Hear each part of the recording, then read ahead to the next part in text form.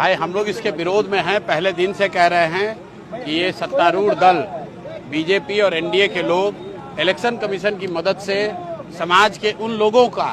जो सत्तारूढ़ दल के विरोध में हैं, जो प्रवासी मजदूर हैं, जो गरीब लोग हैं, जो व्यवस्था से नाखुश हैं और सरकार के खिलाफ वोट देना चाहते हैं, उनका नाम इलेक्शन कमीशन अपने रोल से हटाने के लिए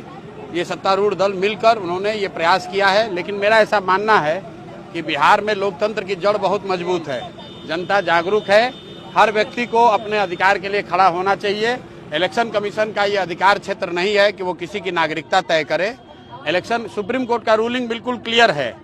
इलेक्शन कमीशन का ये अधिकार नहीं है कि वो किसी की नागरिकता तय करे। तो अगर इलेक्शन कमीशन आपका नाम काट रहा है तो आप उसके लिए खड़ा होइए। अगर आप अपने मदद के लिए किसी से सहयोग लेना चाहते हैं तो आप किसी राजनीतिक दल से, जनसुराज से या जिस दल से भी आपका सरोकार हो उससे सरोकार लीजिए और अपना नाम जुड़वाइए। हर हालत में अपना मत का प्रयोग आपको करना ही होगा। लेकिन सरकार चाहे जितना जुगत लगा ले, नवंबर में नीतीश कुमार को, नवंबर में एनडीए की सरकार को जाने से कोई रोक नहीं सकता है। कि भाजपा के लोग या जो सत्ता में बैठे हुए लोग हैं उनके दबाव में या उनके कहने पर इलेक्शन कमीशन उन लोगों का वोटर लिस्ट से नाम काट सकता है जो भाजपा के विरोध में वोट देने वाले हैं या जो भाजपा के तरफ से जो बात शुरू हुई है उस पर इलेक्शन कमीशन ने अभी तक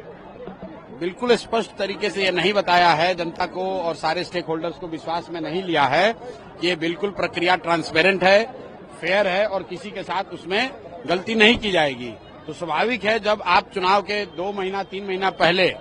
वोटर लिस्ट में बड़े पैमाने पर अगर परिवर्तन करने का अभियान चलाएंगे या कोई प्रयास करेंगे तो लोगों के मन में ये शक होना या डर होना वाजिब है कि ऐसा तो नहीं कि भाजपा के लोग या जो सत्ता में बैठे हुए लोग हैं उनके दबाव में या उनके कहने पर इलेक्शन कमीशन उन लोगों का वोटर लिस्ट से नाम काट सकता है जो भाजपा के विरोध में वोट देने वाले हैं या जो भाजपा के समर्थक नहीं माने जाते हैं। तो मुझे ऐसा लगता है कि चुनाव आयोग को स्पष्ट करना चाहिए कि जो वोटर लिस्ट का यहाँ पर काम चल रहा है संशोधन का, उसकी प्रक्रिया क्या है, उसके मापदंड क्या हैं, किसका नाम उसमें जोड़ा जाएगा और किन आधार पर किसी का नाम हटाया जाएगा। ऐसा है ये जो भीड़ है,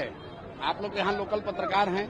आप देख लीजिए इस जगह पर इससे ज्यादा कभी भीड़ अगर किसी नेता के लिए जुटी हो तो आपको या हमको बता दीजिए। ये भीड़ नेता के लिए नहीं है, ये भीड़ प्रशांत किशोर के लिए नहीं है, ये भीड़ जनसुराज के लिए नहीं है, ये भीड़ उन सारे लोगों की है जो पिछले 30-35 वर्ष से बदलाव के लिए, अपने बच्चों के लिए, शिक्षा के लिए, रोजगार के लिए तड़प रहे हैं, परेशान हैं और 30-35 साल से विकल्प नहीं होने की वजह से लालू के डर से भाजपा, भाजपा के डर से लालू को वोट देते रहे हैं। अब उनको एक रास्ता दिखा है, जनसुराज दिखा है, एक ईमानदार विकल्प दिखा है, तो चाहते हैं कि सब मिलकर एक नई व्यवस्था बने